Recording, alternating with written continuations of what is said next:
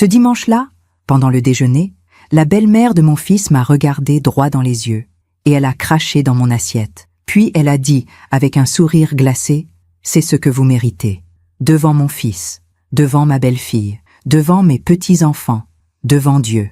Henri a simplement murmuré, « Maman, tiens-toi bien, ne la provoque pas, pas elle, moi.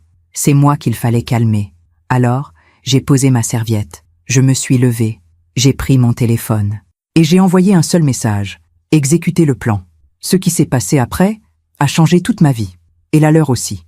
Je m'appelle Inès Morel, j'ai 73 ans, et je sais aujourd'hui que certaines humiliations ne sont pas des fins, ce sont des déclics. Laissez-moi vous raconter. Tout a commencé 6 ans plus tôt.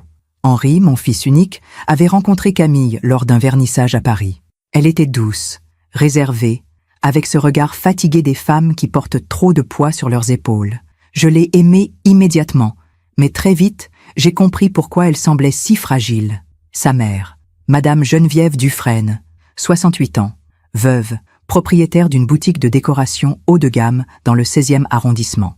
En apparence, une femme élégante, cultivée, philanthrope. En réalité, une manipulatrice née. Dès le premier repas de famille, elle a pris possession de la table, pas avec violence, avec autorité. Le genre de femme qui commande sans élever la voix, qui critique en souriant, qui humilie en complimentant. « Camille, ma chérie, tu as pris du poids, n'est-ce pas? Ça te va bien, tu avais l'air malade avant. » Camille baissait les yeux. Henri riait nerveusement.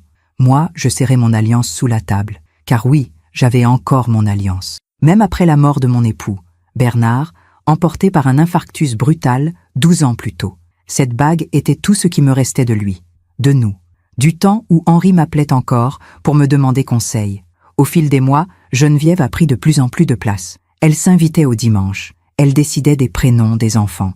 Elle finançait les vacances et choisissait la destination. Camille obéissait. Henri souriait. Et moi, je devenais transparente. Un soir, après un dîner où Geneviève avait encore une fois parlé par-dessus moi, j'ai trouvé une vieille photo dans mon sac. Henri, à 7 ans, les mains pleines de terre, un sourire immense. Je l'ai glissée dans mon portefeuille. Depuis, je la garde toujours avec moi, comme un rappel, comme une prière. Le Henri que j'ai élevé existait encore quelque part. Mais où? 2 enfants sont nés, Léa et Antoine, beaux, blonds, timides. Geneviève les traitait comme des héritiers, Camille comme une gouvernante. Et moi, j'étais la grand-mère paternelle, celle qu'on invite par politesse. Un dimanche, j'ai apporté un gâteau au chocolat pour Léa. Elle adore le chocolat. Geneviève l'a repoussé avec dégoût. « Inès, vraiment, vous ne savez pas qu'elle est intolérante au lactose? Camille, tu ne lui as pas dit ?» Camille a rougi. Henri a détourné les yeux. J'ai souri. J'ai dit « Pardonnez-moi, je ne savais pas. » Mais en rentrant chez moi ce soir-là, j'ai compris. Ce n'était pas de l'ignorance, c'était de l'effacement. Elle voulait que je disparaisse, que je me taise, que je devienne invisible. Parfois, on fait confiance à ceux qui ne la méritent pas. Et vous, avez-vous déjà été déçu par quelqu'un que vous aimiez? Racontez-moi votre histoire dans les commentaires, j'aimerais vous lire. Ce soir-là, en rentrant chez moi, j'ai sorti la photo d'Henri enfant. Je l'ai posée près de mon thé, et j'ai pris une décision. Si mon fils ne voulait plus me protéger, alors je me protégerais moi-même. Et surtout, je protégerais son avenir, même s'il ne le voyait plus. Car j'avais remarqué quelque chose que personne d'autre ne semblait voir. Geneviève Dufresne avait trop d'argent pour une simple boutique de décoration. Avant Geneviève, il y avait la lumière. Je me souviens de notre maison à Neuilly, pas immense, mais lumineuse. Bernard l'avait choisie pour les fenêtres. Inès regarde comme le soleil entre partout. Le matin, l'odeur du café montait jusqu'à l'étage. Henri descendait en pyjama, les cheveux en bataille, et se blottissait contre moi en murmurant « Maman, tu sens la lavande ». C'était mon parfum, mon seul luxe. Une eau de lavande de Grasse que Bernard m'offrait chaque anniversaire. Ces dimanches-là, nous étions 3, juste 3, et c'était suffisant. Bernard travaillait dans l'édition.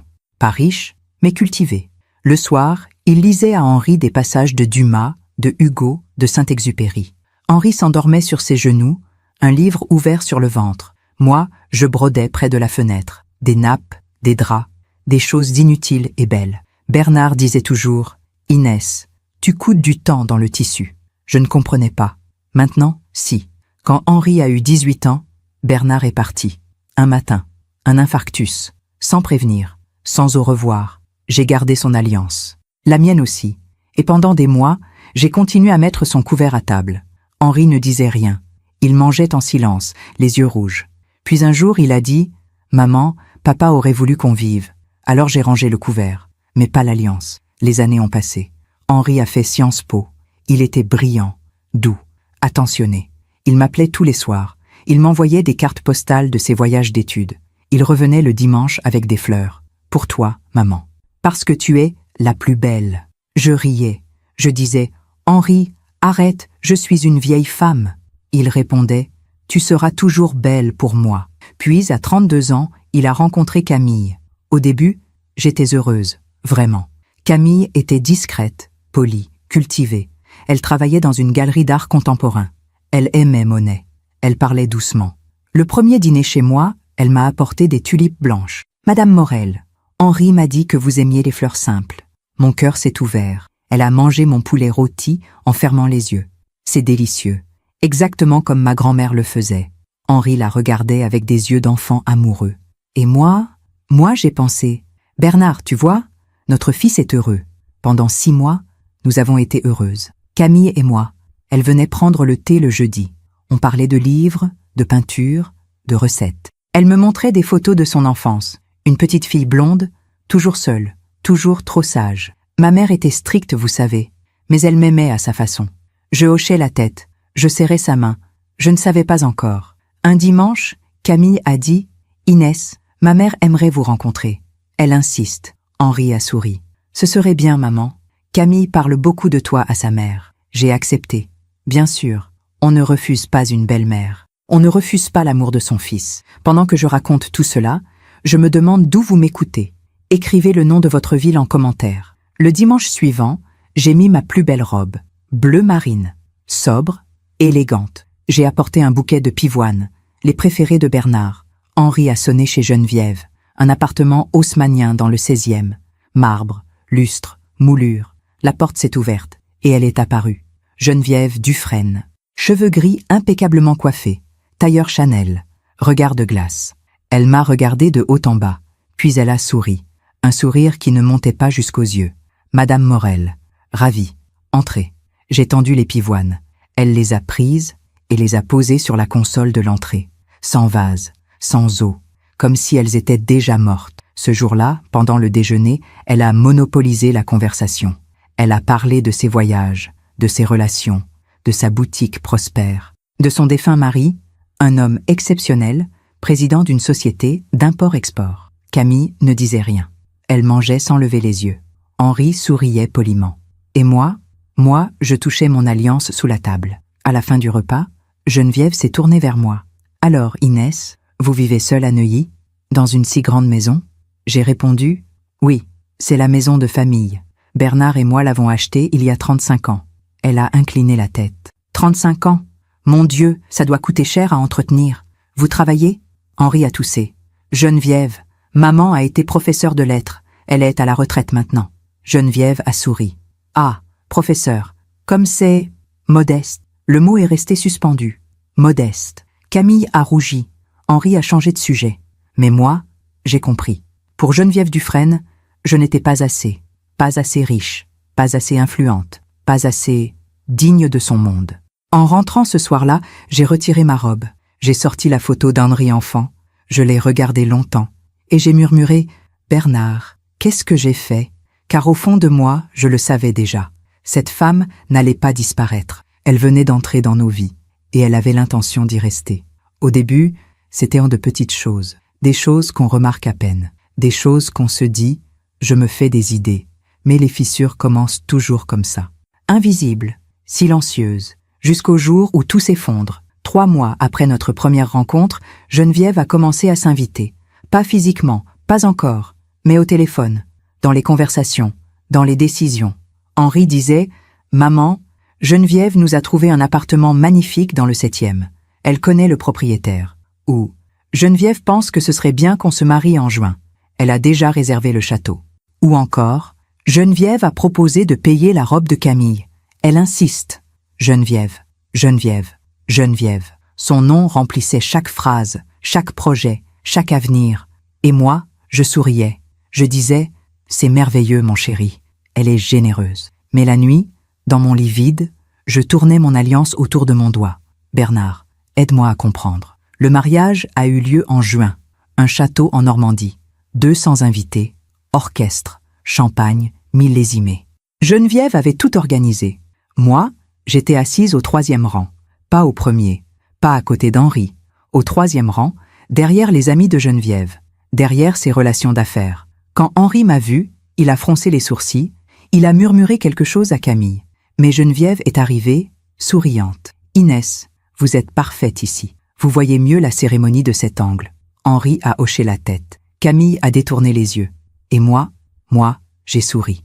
J'ai souri pendant toute la cérémonie. Même quand Geneviève a pris Henri par le bras pour la première danse. Même quand elle a fait le discours à ma place. Même quand elle a dit, devant tout le monde, Camille a toujours été ma priorité.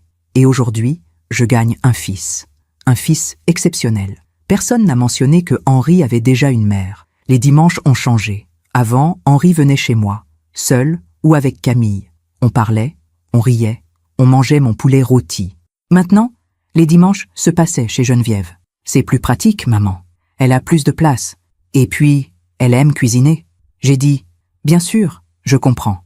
Mais chaque dimanche, je mettais la table pour 3. Par habitude, par espoir. Et chaque dimanche, je la défaisais seule. Un jour, Henri m'a appelé. « Maman, Camille est enceinte. » Mon cœur a explosé de joie. « Henri, mon Dieu, c'est merveilleux. » Il a ri. Geneviève est aux anges. Elle a déjà acheté tout le mobilier pour la chambre. Le silence s'est installé. J'ai demandé « Et moi, Henri, je peux t'aider? Acheter quelque chose pour le bébé ?» Il a hésité. Oui, bien sûr. On verra. Geneviève a déjà tout organisé, mais... Oui, bien sûr. » J'ai raccroché. J'ai sorti la photo d'Henri enfant, ce petit garçon couvert de terre qui me disait « Maman, tu es la plus belle. » J'ai pleuré pour la première fois depuis la mort de Bernard. Léa est née en mars. Une petite fille magnifique, blonde, les yeux de son père. J'ai tricoté une couverture, en laine blanche, avec ses initiales brodées. Quand je suis arrivée à la maternité, Geneviève était déjà là. Elle tenait Léa, elle chantonnait, elle rayonnait. « Inès, regardez-la, ma petite fille, mon trésor. » Henri souriait. Camille dormait, épuisée. J'ai tendu la couverture. Je l'ai faite pour Léa. Geneviève l'a regardée. « Oh, c'est mignon. Mais j'ai déjà commandé toute sa garde-robe chez Bonpoint. Camille, tu la rangeras quelque part, d'accord ?» Henri n'a rien dit. J'ai pris Léa dans mes bras. Juste quelques minutes. Elle sentait le lait, le savon, la vie. J'ai murmuré « Je suis ta grand-mère, mon ange. Je serai toujours là. » Mais quand j'ai levé les yeux, Geneviève me regardait, avec ce sourire qui ne montait jamais jusqu'aux yeux. Et j'ai compris, elle aussi serait toujours là. Les mois ont passé. Puis les années. Geneviève s'occupait de tout. Les rendez-vous médicaux de Léa, les cours de musique, les vacances. Henri disait « Maman, Geneviève a proposé de garder Léa cet été. On pourrait partir en Grèce, Camille et moi. » Je répondais « Et moi, Henri, je pourrais la garder aussi. » Il hésitait. « Oui, mais Geneviève a une maison en Bretagne. Léa adore la mer. Toujours Geneviève. » Un soir, j'ai trouvé la couverture que j'avais tricotée pour Léa, dans une brocante, avec l'étiquette encore attachée « Fait main, 5 €. J'ai appelé Henri en tremblant. « Henri, la couverture de Léa, je l'ai vue dans une brocante. » Il a soupiré. « Maman, Camille a fait du tri. On manquait de place. » J'ai murmuré. « Mais je l'avais faite pour elle. Je sais, maman. Mais il faut comprendre. » Comprendre quoi? Que je n'avais plus de place, que mes cadeaux étaient encombrants, que mon amour était de trop. Cette nuit-là, j'ai regardé la photo d'Henri enfant. Longtemps. Et pour la première fois, j'ai pensé « Et si je n'étais plus la bienvenue dans la vie de mon propre fils ?» Mais je ne pouvais pas abandonner. Pas encore. Pas tant que Henri respirait. Alors, j'ai pris une décision. Si je ne pouvais plus être proche de lui, je le protégerais de loin. Et pour ça, il fallait que je sache qui était vraiment Geneviève Dufresne. Pendant 6 mois, j'ai continué à sourire, à dire oui, à m'excuser, à disparaître quand il le fallait. Parce que c'est ce qu'on fait, n'est-ce pas? On garde la paix, on protège l'harmonie, on s'efface pour que les autres puissent briller. Mais la nuit, seule dans ma maison de Neuilly, je ne dormais plus. Je réfléchissais.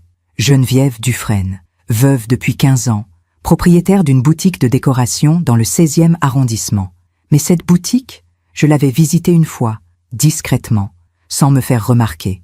Petite, élégante, quelques meubles anciens, quelques objets design. Rien qui justifie un appartement haussmannien, un château en Normandie pour un mariage, des vacances à Santorin chaque été. D'où venait cet argent? Un dimanche, pendant le déjeuner chez Geneviève, j'ai observé. J'ai fait ce que personne ne faisait. J'ai regardé, vraiment regardé.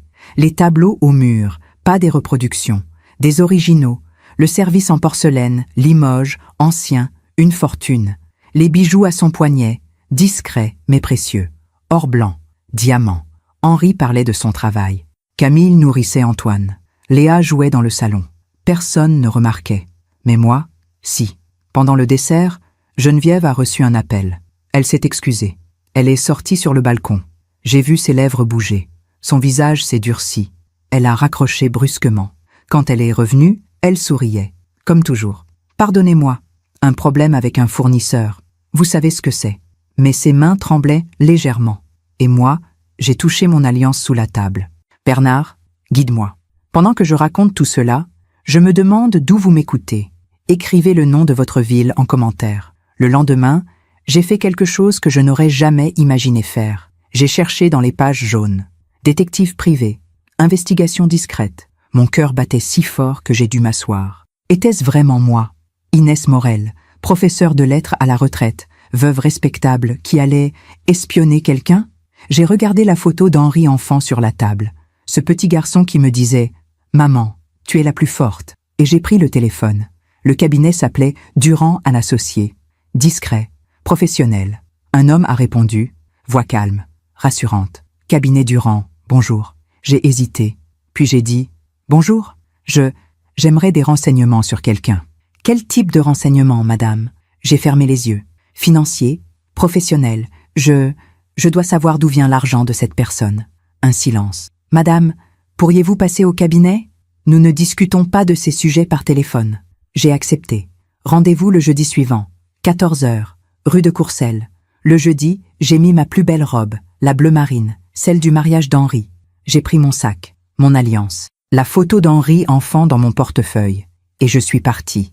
Le cabinet était sobre. Mur gris, mobilier moderne, pas d'enseigne voyante. Un homme m'a reçu. La cinquantaine. Costume sobre, regard perçant. Monsieur Durand. Asseyez-vous, madame? Morel. Inès Morel. Il a ouvert un dossier vierge. Alors, madame Morel, parlez-moi de cette personne. J'ai respiré profondément. Elle s'appelle Geneviève Dufresne, 68 ans, veuve. Elle vit dans le 16e arrondissement. Elle possède une boutique de décoration. Monsieur Durand prenait des notes. Et qu'est-ce qui vous intrigue chez madame Dufresne? J'ai hésité. Puis j'ai dit la vérité. Elle a trop d'argent. Beaucoup trop. Pour une simple boutique. Il a levé les yeux. Vous pensez à quoi? Héritage? Placement? J'ai secoué la tête. Je ne sais pas. Mais quelque chose ne va pas. Elle contrôle tout. Elle manipule ma belle-fille. Elle éloigne mon fils de moi. Et ma voix s'est brisée. Je veux juste protéger mon fils. Monsieur Durand a refermé son stylo. Il m'a regardé avec bienveillance. Madame Morel, je comprends. Mais vous devez savoir, ce type d'enquête peut prendre du temps. Et elle peut révéler des choses difficiles. Êtes-vous prête à ça? J'ai sorti la photo d'Henri de mon portefeuille. Je l'ai posée sur le bureau. Monsieur Durand, c'est mon fils unique, mon seul enfant, mon seul trésor. Je suis prête à tout. Il a regardé la photo, longtemps. Puis, il a hoché la tête. Très bien. Je vais avoir besoin de tous les détails que vous avez. Adresse exacte, nom de la boutique, informations sur son défunt mari. Tout. Pendant 2 heures, j'ai tout raconté. Les voyages, les bijoux, l'appartement, le château pour le mariage, les coups de téléphone étranges. Monsieur Durand notait, calmement, méthodiquement. À la fin, il a dit « Je vais commencer par les registres publics, société, propriété, déclaration fiscale si possible. Ensuite, on verra. Combien de temps? Quelques semaines? Peut-être 2 mois? Soyez patiente, madame Morel. J'ai payé les arts. 3 000 €, presque toute mon épargne du mois. Mais qu'est-ce que l'argent face à l'avenir de son enfant? En sortant du cabinet, j'ai respiré l'air froid de novembre. Et pour la première fois depuis des mois, j'ai senti quelque chose d'étrange. De l'espoir. Pas l'espoir naïf. Non. L'espoir de la vérité, de la justice, de la lumière. Le dimanche suivant, je suis retournée chez Geneviève. Elle m'a accueillie avec son sourire glacé. « Inès, quelle surprise! Vous avez l'air reposée ?» J'ai souri. « Oui, je dors mieux ces derniers temps. » Ce n'était pas un mensonge, parce que pour la première fois depuis longtemps, je n'étais plus seule. J'avais quelqu'un qui cherchait, quelqu'un qui regardait, quelqu'un qui, peut-être, allait enfin révéler qui était vraiment Geneviève Dufresne. Et en attendant, j'allais continuer à sourire, à observer, à me taire. Parce que les chasseurs les plus dangereux sont ceux qu'on ne voit jamais venir. L'attente est une forme de torture que personne ne voit. On sourit, on vit, on respire. Mais à l'intérieur, chaque seconde est une question. Ont-ils trouvé quelque chose? Les premières semaines ont été les plus difficiles. Je me réveillais chaque matin en pensant « aujourd'hui, peut-être ». Je vérifiais ma boîte aux lettres 3 fois par jour, mon téléphone toutes les heures, rien. Pendant ce temps, la vie continuait. Les dimanches chez Geneviève, les sourires forcés, les silences de plus en plus lourds. Henri semblait fatigué, Camille encore plus effacée. Les enfants grandissaient sous le regard omniscient de leur grand-mère maternelle. Et moi j'étais devenue une ombre. Un dimanche, en novembre, il a plu. Cette pluie froide et grise qui rend Paris encore plus triste. J'étais chez Geneviève, comme d'habitude, assise au bout de la table, la place la moins importante, celle qu'on donne aux invités qu'on tolère. Geneviève parlait de son prochain voyage. Santorin en décembre, c'est magnifique hors saison. J'ai réservé une villa pour Camille, Henri et les enfants. Henri a souri. C'est généreux, Geneviève, vraiment. J'ai demandé doucement. Et moi, Henri, je pourrais peut-être venir aussi? Je n'ai jamais vu la Grèce. Le silence s'est installé. Geneviève a souri. Ce sourire. Oh, Inès, vous savez, la villa n'a que 4 chambres. Et avec les enfants, ce serait un peu serré. Mais vous comprenez, n'est-ce pas? Henri n'a rien dit. Camille a baissé les yeux. J'ai hoché la tête. Bien sûr, je comprends. Et sous la table, j'ai tourné mon alliance. Encore et encore. Bernard, donne-moi la force. Ce soir-là, en rentrant chez moi, j'ai trouvé une enveloppe dans ma boîte aux lettres. Papier craft, pas de timbre, déposé à la main. Mon cœur s'est arrêté. J'ai ouvert la porte en tremblant. J'ai posé mon manteau. J'ai fait du thé. Puis, assise près de la fenêtre, j'ai ouvert l'enveloppe. Cabinet Durand & Associés, rapport préliminaire, confidentiel. Madame Morel, voici les premières informations concernant Geneviève Dufresne. Situation familiale, mariée en 1978 à Philippe Dufresne, décédé en 2010. Entrepreneur dans l'import-export. Une fille, Camille Dufresne, née en 1982. Propriété, appartement haussmannien, 16e arrondissement, valeur estimée, 1 200 000 €, château en Normandie, propriété familiale héritée du mari, boutique de décoration, maison Dufresne, rue de Passy. Première observation, les revenus déclarés de la boutique sont modestes, environ 50 000 € annuels. Cependant, Madame Dufresne effectue des virements mensuels importants depuis un compte aux Pays-Bas. Montant moyen, 15 000 € par mois. Question en suspens. D'où provient cet argent? Nous poursuivons l'enquête. Nous vous tiendrons informés. Cordialement, A. Durand. J'ai relu le rapport 3 fois. 15 000 € par mois, d'un compte aux Pays-Bas.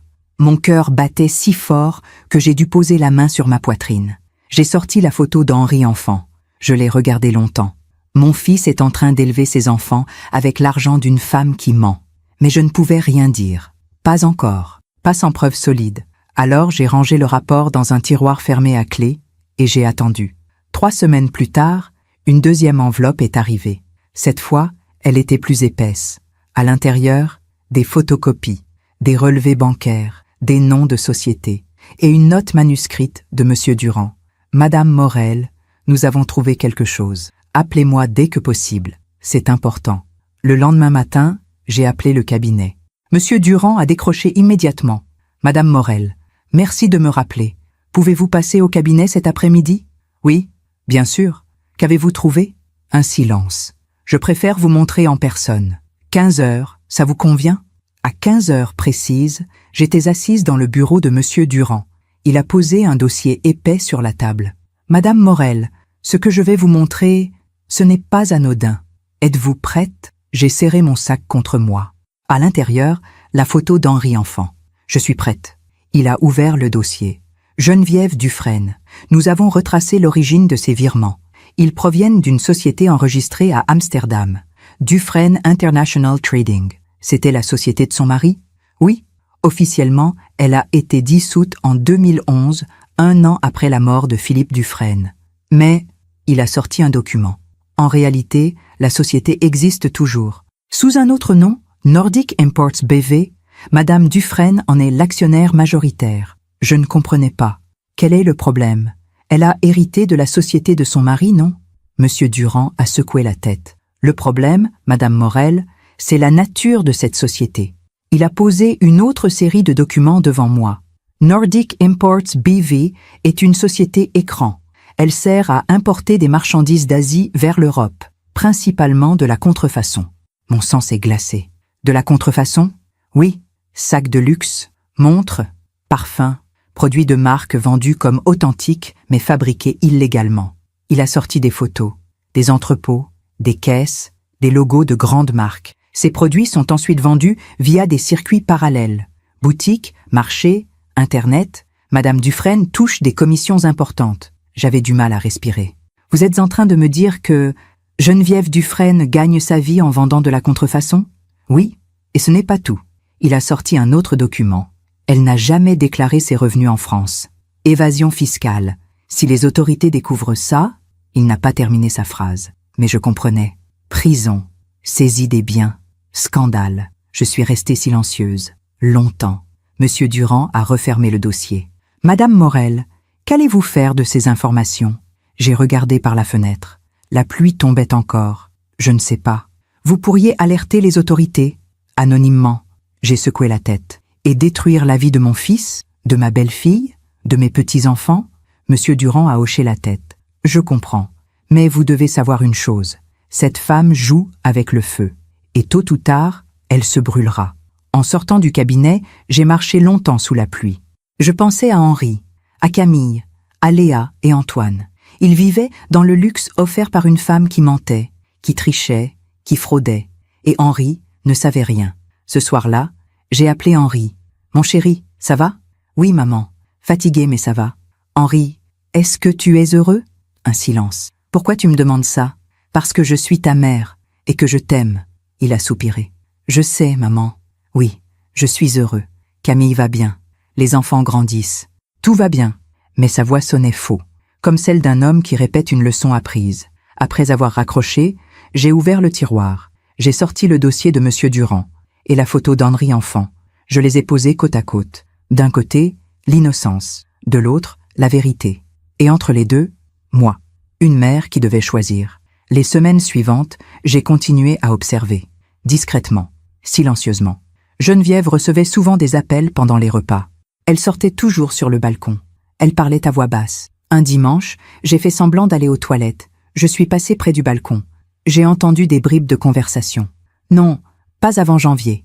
Les caisses arrivent au port du Havre. Oui, comme d'habitude. Mon cœur battait si fort. Un autre dimanche, Léa m'a montré un nouveau sac. Regarde, mémé Inès, mamie Geneviève me l'a offert. C'est un vrai Chanel. J'ai pris le sac. Je l'ai retourné. J'ai regardé la couture. Le logo. C'était une contrefaçon. Une bonne contrefaçon. Mais une contrefaçon quand même. Geneviève offrait à ma petite fille des produits illégaux. Ce soir-là, je n'ai pas dormi. J'ai regardé le plafond pendant des heures et j'ai pris une décision. Je ne pouvais pas détruire Geneviève tout de suite, pas sans détruire ma famille, mais je pouvais préparer le terrain.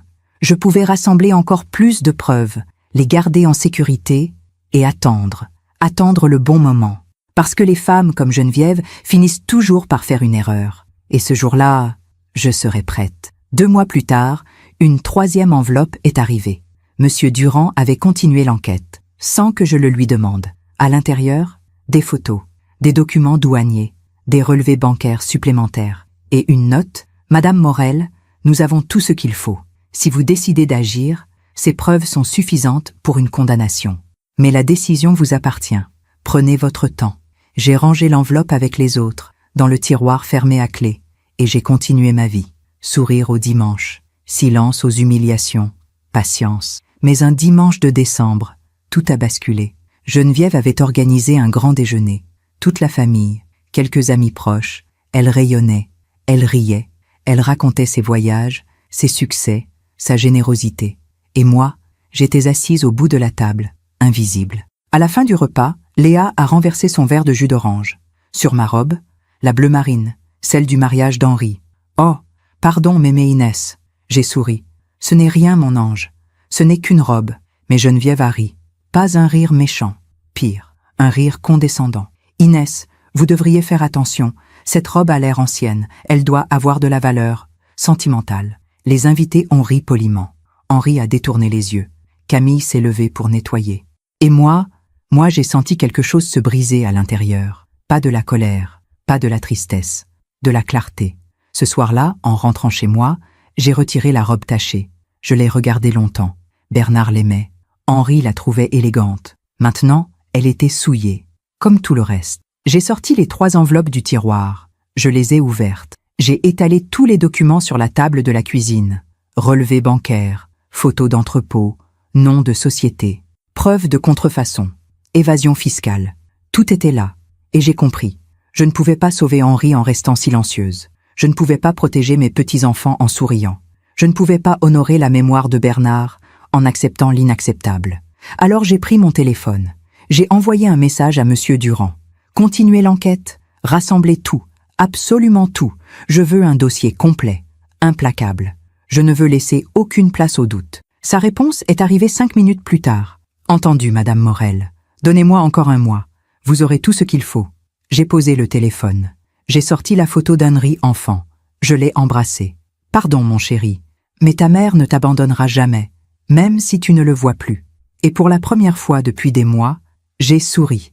Pas de tristesse, pas de résignation, un sourire de détermination, parce que la guerre n'était pas finie. Elle commençait à peine. Janvier. Le mois le plus froid de l'année, celui où Paris se replie sur elle-même, où les gens marchent tête baissée, où même la lumière semble hésiter à entrer par les fenêtres. Moi, j'attendais. Chaque matin, je vérifiais ma boîte aux lettres avec le même espoir inquiet. Chaque soir, je me couchais avec le même poids sur la poitrine. Bientôt, Bernard, bientôt je saurai tout. La 4e enveloppe est arrivée un jeudi matin, plus épaisse que les autres, beaucoup plus épaisse. Je l'ai montée dans ma chambre. J'ai fermé la porte, j'ai tiré les rideaux, puis je me suis assise sur mon lit, l'enveloppe sur mes genoux.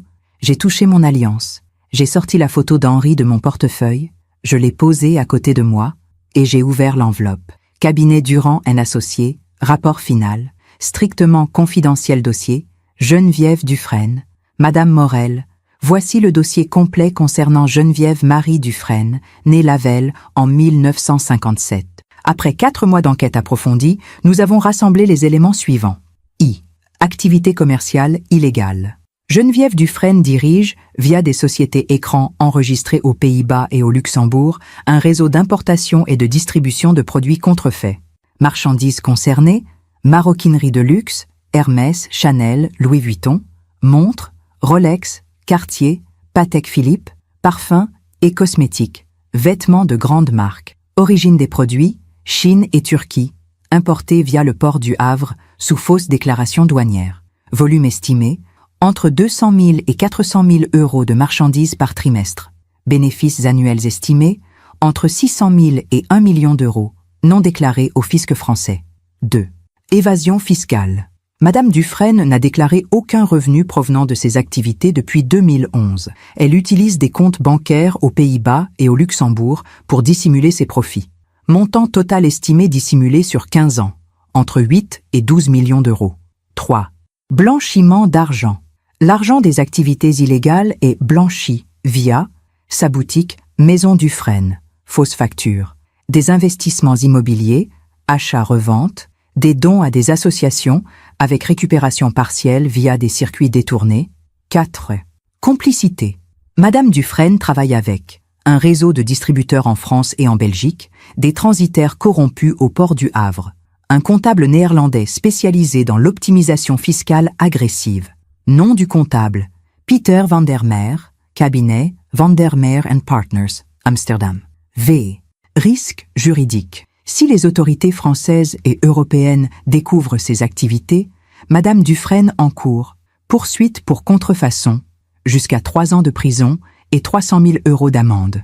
Poursuite pour fraude fiscale, jusqu'à 7 ans de prison et 2 millions d'euros d'amende. Poursuite pour blanchiment d'argent, jusqu'à 10 ans de prison et 750 000 € d'amende. Saisie de tous ses biens. Interdiction d'exercer toute activité commerciale 6. Annexe. Jointe à ce rapport, 83 pages de relevés bancaires, photos des entrepôts de stockage, enregistrement de conversations téléphoniques obtenues légalement, copie de documents douaniers falsifiés, liste complète des sociétés écrans, organigramme du réseau. Ce dossier constitue un ensemble de preuves suffisant pour une condamnation. Madame Morel, la décision vous appartient désormais. Nous restons à votre disposition pour toute question. Cordialement, Alain Durand, détective privé agréé.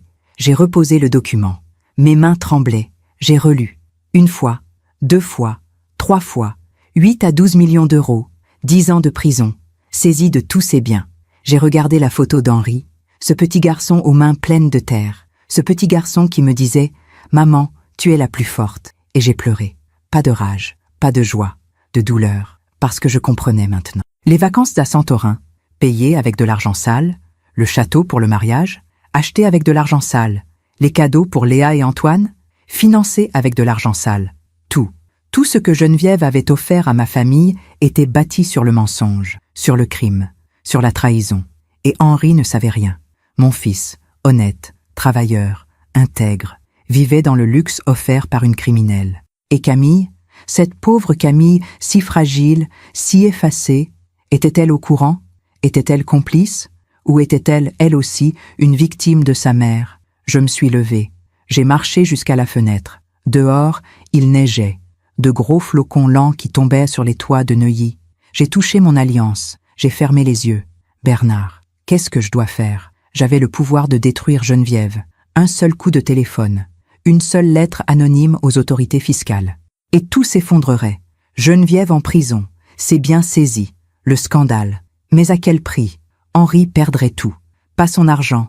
Il gagnait bien sa vie. Mais sa réputation. Son nom. Sa belle famille serait déchue. Ses enfants grandiraient avec la honte. Ton grand-père et ta grand-mère maternelle étaient des criminels. Je suis retournée m'asseoir sur le lit. J'ai ouvert le dossier à nouveau. J'ai regardé les photos des entrepôts, les caisses remplies de faux sacs Hermès, les faux parfums Chanel. J'ai lu les relevés bancaires, les virements, les montants hallucinants. Et j'ai compris quelque chose d'autre. Geneviève n'allait pas s'arrêter. Elle continuerait, encore et encore, parce que l'argent, pour elle, n'était pas seulement de l'argent. C'était du pouvoir, du contrôle, de la domination. J'ai pensé à Léa, à Antoine. Ils grandissaient dans ce monde, dans cette illusion dorée. Un jour, ils découvriraient la vérité. Et ce jour-là, que penseraient-ils de leur père, qui n'avait rien vu? Que penseraient-ils d'Henri, qui avait accepté tous ces cadeaux sans jamais poser de questions? J'ai pris une feuille de papier, un stylo, et j'ai écrit « Henri, si un jour tu lis cette lettre, sache que tout ce que j'ai fait, je l'ai fait par amour pour toi. Je t'ai élevé dans l'honnêteté, dans la dignité, dans le respect des autres. Si je dois un jour te faire de la peine pour te protéger, pardonne-moi. Mais je ne laisserai jamais personne détruire ce que ton père et moi avons construit. Je t'aime, maman. » J'ai plié la lettre, je l'ai glissée dans le dossier, et j'ai tout rangé dans le tiroir fermé à clé. Puis je me suis regardée dans le miroir. Inès Morel, 73 ans, veuve, professeure de lettres à la retraite. Une femme que personne ne remarquait. Une femme qu'on plaçait au bout de la table. Une femme qu'on excluait des voyages. Une femme dont on jetait les cadeaux à la brocante. Mais une femme qui savait. Et le savoir, c'est du pouvoir. Le dimanche suivant, je suis retournée chez Geneviève. Elle m'a accueillie avec son sourire habituel. Inès, toujours ponctuelle. Entrez. Je suis entrée. J'ai embrassé Camille. J'ai serré Henri dans mes bras. Il avait l'air si fatigué. J'ai joué avec Léa et Antoine. Et pendant tout le repas, j'ai observé Geneviève. Elle riait, elle parlait, elle commandait. Elle portait un nouveau bracelet, or blanc, diamant. Un vrai ou un faux qu'elle faisait passer pour vrai? Je ne savais plus. À un moment, son téléphone a sonné. Elle s'est excusée. Elle est sortie sur le balcon. J'ai fait semblant de chercher quelque chose dans mon sac, mais je tendais l'oreille. Oui, non, pas avant mars. Les douanes sont vigilantes en ce moment. Attendez mon signal. Elle est revenue, souriante. Désolée. Un fournisseur difficile. Vous savez ce que c'est. J'ai souri. Oh oui, je sais. Ce soir-là, en rentrant, j'ai relu le dossier une dernière fois. J'ai compté les pages. 83 pages de preuves. 83 raisons de détruire Geneviève Dufresne. Mais aussi 83 raisons d'hésiter. Alors, j'ai pris une autre décision. Je n'allais pas agir maintenant. Pas encore. J'allais attendre, observer, préparer. Parce qu'une femme comme Geneviève finit toujours par commettre une erreur visible, publique, impardonnable. Et ce jour-là, je serai prête, avec mes 83 pages, avec mon silence, avec ma patience. Je me demande encore si j'ai fait le bon choix. Et vous, qu'auriez-vous fait à ma place? Février est arrivé, puis mars. Les dimanches continuaient, les humiliations aussi. Mais quelque chose avait changé en moi. Je n'avais plus peur, je n'avais plus honte. J'attendais, comme on attend l'orage après avoir vu les nuages noirs s'accumuler. Et puis, un dimanche d'avril, c'est arrivé. Ce dimanche-là, pendant le déjeuner, Geneviève a franchi la ligne. Une ligne qu'on ne franchit jamais. Une ligne qui scelle les destins. Mais je vous raconterai ça au prochain chapitre, parce que certaines histoires ont besoin d'être racontées lentement. Certaines vérités ont besoin de silence avant l'explosion. Et certaines mères doivent respirer avant de frapper. Ce dimanche d'avril restera gravé dans ma mémoire jusqu'à mon dernier souffle. Pas parce qu'il faisait beau, pas parce que c'était un jour spécial, mais parce que c'est le jour où j'ai compris que certaines humiliations ne se pardonnent pas et que certains silences doivent prendre fin. Ce matin-là, j'ai hésité à y aller. J'étais fatiguée des sourires forcés, fatiguée de me faire petite, fatiguée de porter seule le poids de ce que je savais. Le dossier était toujours dans mon tiroir. 83 pages, 4 mois de ma vie, 4 mois à espérer que je n'aurais jamais à m'en servir. J'ai regardé la photo d'Henri. J'ai touché mon alliance. Encore un dimanche, Bernard. Un seul. Alors j'ai mis ma robe bleu marine, celle qui avait été tachée, que j'avais fait nettoyer. J'ai coiffé mes cheveux. J'ai mis un peu de rouge à lèvres. Et je suis partie. Chez Geneviève, tout semblait normal. L'appartement immaculé, la table dressée avec le service en porcelaine de Limoges, les fleurs fraîches dans les vases. Camille m'a ouvert. Elle avait l'air encore plus fatiguée que d'habitude. Des cernes sous les yeux. Un sourire qui n'atteignait pas son regard. « Bonjour Inès. Entrez. » Henri était au salon avec les enfants. Léa dessinait. Antoine jouait aux cartes. « Maman !»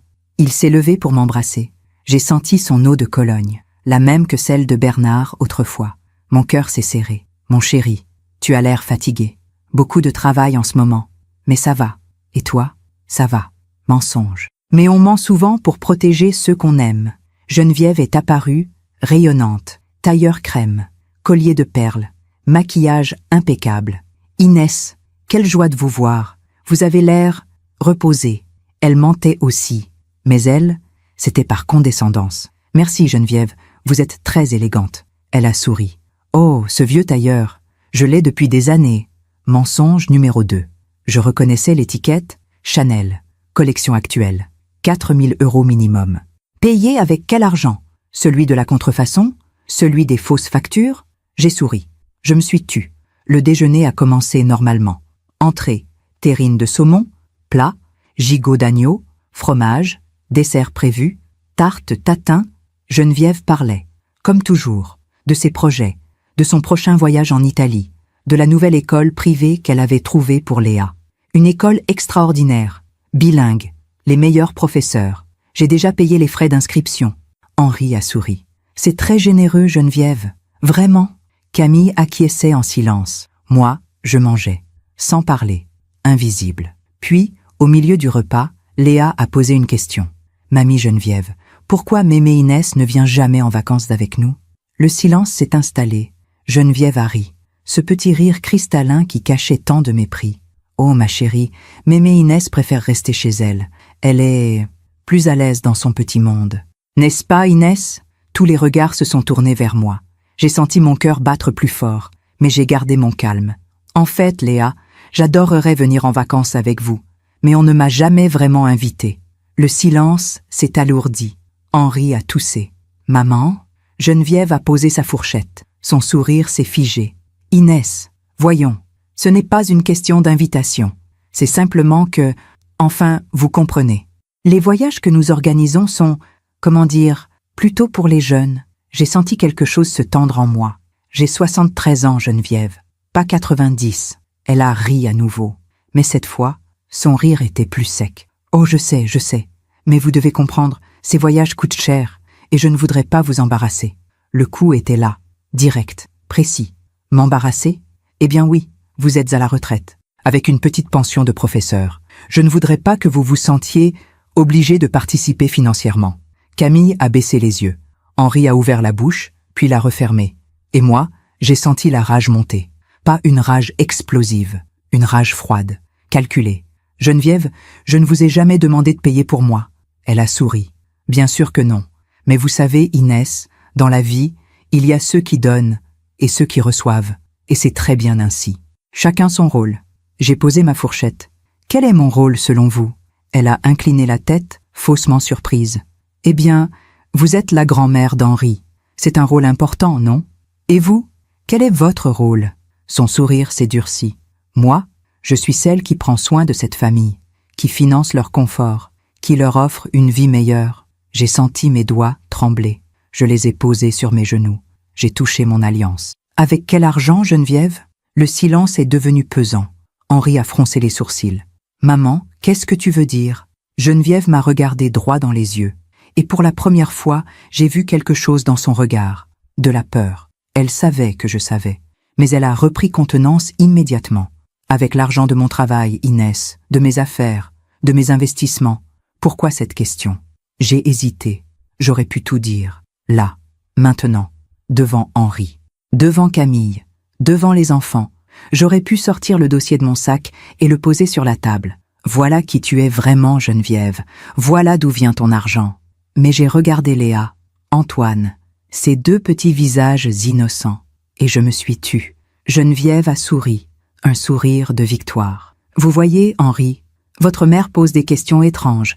Je crois qu'elle ne se sent pas bien. Henri m'a regardé, inquiet. Maman, ça va? Tu veux qu'on rentre? J'ai secoué la tête. Ça va, mon chéri. Excuse-moi. Le repas a continué, mais l'atmosphère avait changé. Geneviève me regardait différemment, avec méfiance, avec calcul. Elle savait que j'étais dangereuse, mais elle ne savait pas à quel point. Puis est venu le dessert. Camille a apporté la tarte tatin, dorée, parfumée, magnifique. Geneviève a servi tout le monde, avec son sourire retrouvé. Voilà, une part pour Henri, une pour Camille, une pour chacun des enfants. Elle m'a regardée. Et une petite part pour Inès. Vous faites attention à votre ligne, n'est-ce pas? Elle m'a servi une part minuscule, ridicule. Les enfants ont ri. Henri a détourné les yeux. Camille a rougi. Et moi, j'ai souri. Merci, Geneviève. C'est parfait. Mais à ce moment-là, quelque chose s'est passé. Geneviève a pris la carafe d'eau. Elle a rempli mon verre. Et en le posant devant moi, elle a, accidentellement, renversé quelques gouttes dans mon assiette. Oh, pardon, Inès. Comme je suis maladroite. J'ai regardé mon assiette. La tarte était détrempée. Ce n'est rien. Elle a souri. Attendez, je vais vous en donner une autre part. Elle a repris mon assiette. Elle l'a portée vers la cuisine. Et c'est là que ça s'est produit. En revenant avec une nouvelle assiette, Geneviève s'est penchée vers moi. Elle a posé l'assiette devant moi. Et elle m'a regardé droit dans les yeux. Puis, lentement, délibérément, elle a craché. Pas sur le sol, pas dans un mouchoir. Dans mon assiette, un crachat visible, épais, dégradant. Et elle a dit, avec un sourire glacé, « C'est ce que vous méritez ». Le temps s'est arrêté. Camille a porté sa main à sa bouche, horrifiée. Les enfants ont cessé de manger, les yeux écarquillés. Et Henri s'est levé à moitié. « Geneviève, qu'est-ce que… » Mais Geneviève l'a coupé d'un regard. « Henri, assieds-toi. Ta mère a besoin d'apprendre à rester à sa place. » Henri a ouvert la bouche. Puis il s'est tourné vers moi. Et il a dit les mots qui ont brisé mon cœur. « Maman, tiens-toi bien. Ne la provoque pas. Pas elle. Moi. C'est moi qu'il fallait calmer. Moi qu'il fallait corriger. Pas la femme qui venait de me cracher dessus. » J'ai regardé mon fils, ce petit garçon que j'avais porté, nourri, élevé, aimé. Ce petit garçon qui me disait « Maman, tu es la plus forte ». Et il ne me reconnaissait plus. Il avait choisi. Pas moi. Eux. Alors je me suis levée. Calmement. Lentement. J'ai posé ma serviette sur la table. J'ai pris mon sac et j'ai sorti mon téléphone. Tous les regards étaient sur moi. Geneviève souriait, triomphante. Henri me regardait, gêné. Camille pleurait silencieusement. Les enfants ne comprenaient pas. J'ai ouvert mes messages. J'ai trouvé le contact de Monsieur Durand et j'ai écrit, d'une main parfaitement stable, « Exécuter le plan ». J'ai appuyé sur « Envoyer ». Puis j'ai regardé Geneviève. Je l'ai regardée longtemps, sans dire un mot. Et j'ai vu dans ses yeux quelque chose qu'elle n'avait jamais montré avant. De la peur, parce qu'elle comprenait. Elle venait de commettre une erreur impardonnable. Je me suis tournée vers Henri. « Henri, mon chéri, je t'aime, je t'ai toujours aimé, je t'aimerai toujours, mais je ne peux plus rester ici. Maman, attends. Non, ne dis rien, tu as fait ton choix. » J'ai embrassé Léa et Antoine. « Grand-mère vous aime, mes anges. N'oubliez jamais ça. » Et je suis partie. J'ai marché jusqu'à la porte, j'ai descendu l'escalier, j'ai traversé la cour. Personne ne m'a suivi, personne n'a couru derrière moi, personne n'a dit « Inès, restez, nous sommes désolés. » Dehors, il faisait beau, un beau dimanche de printemps, les arbres en fleurs, les oiseaux qui chantaient. Et moi, je marchais, les larmes coulaient sur mes joues, mais je ne les essuyais pas, je laissais couler, parce que certaines douleurs doivent sortir. En arrivant chez moi, j'ai retiré ma robe bleu marine. Cette robe, celle du mariage d'Henri, celle que j'avais mise tant de fois. Je l'ai pliée soigneusement et je l'ai rangée dans un placard. Je ne la porterai plus jamais. J'ai sorti le dossier du tiroir, 83 pages, 4 mois d'enquête, toute la vérité sur Geneviève Dufresne. Et j'ai pensé, tu as voulu la guerre, Geneviève, tu vas la voir. Mon téléphone a vibré. Un message de Monsieur Durand. Message reçu, Madame Morel. Nous commençons les démarches demain matin. Les autorités fiscales et douanières seront informées de manière anonyme. Le dossier complet sera transmis. Êtes-vous certaine? J'ai regardé la photo d'Henri enfant. Une dernière fois. J'ai touché mon alliance. Pardon, mon fils, mais ta mère ne t'abandonnera jamais, même si tu ne le vois plus. Et j'ai répondu, oui, je suis certaine. Faites-le. Cette nuit-là, je n'ai pas dormi. Je suis restée assise près de la fenêtre, à regarder les étoiles. Et j'ai pensé à Bernard. J'espère que j'ai fait ce qu'il fallait. J'espère que tu es fier de moi. Parce que ce n'était plus une question d'orgueil, ni de vengeance. C'était une question de justice. Geneviève Dufresne avait craché sur moi. Mais elle avait surtout craché sur toutes les valeurs que Bernard et moi avions transmises à Henri. L'honnêteté, la dignité, le respect. Et ça ne pouvait pas rester impuni. Le lendemain matin, Monsieur Durand m'a appelé. C'est fait, Madame Morel. Le dossier a été transmis aux autorités. Ils vont ouvrir une enquête. Ça prendra quelques semaines, peut-être quelques mois. Mais avec les preuves que nous avons, elle ne pourra pas s'en sortir. J'ai fermé les yeux. Merci, Monsieur Durand. Madame Morel, j'ai une question. Êtes-vous prête à assumer les conséquences? Votre fils, il ne comprendra peut-être pas. J'ai regardé par la fenêtre. Le soleil se levait sur Neuilly. Mon fils ne comprend déjà plus. Mais un jour, peut-être, il comprendra. Et ce jour-là, j'espère qu'il me pardonnera. Les jours qui ont suivi ont été étranges. Pas douloureux, pas terribles. Juste, vide. Comme si une partie de moi s'était éteinte ce dimanche d'avril. La partie qui espérait. La partie qui croyait encore. Maintenant, il ne restait que la clarté. Et la clarté, parfois, fait plus mal que l'illusion. Henri n'a pas appelé. Pas le dimanche soir. Pas le lundi. Pas le mardi. Mon téléphone restait silencieux. Chaque matin, je le regardais. J'attendais. Juste un message. Juste 3 mots. Maman. Pardon. Mais rien. Le silence d'Henri était plus douloureux que le crachat de Geneviève. Le mercredi, j'ai reçu un message. De Camille. Inès, je suis désolée pour dimanche. Je ne savais pas que ça irait si loin. Henri est perturbé. Il ne sait pas quoi faire. Geneviève dit que vous avez été incorrecte, que vous l'avez provoqué. J'ai lu le message 3 fois, puis j'ai répondu « Camille, je t'aime, mais je ne peux plus accepter cela. Prends soin de toi et des enfants. » Je n'ai rien ajouté sur Geneviève, rien sur le dossier, rien sur ce qui allait arriver, parce que certaines batailles se mènent en silence. Le jeudi, Monsieur Durand m'a appelé. « Madame Morel, l'enquête est officiellement ouverte. Les services fiscaux et les douanes ont reçu le dossier. Ils ont confirmé que les preuves sont solides.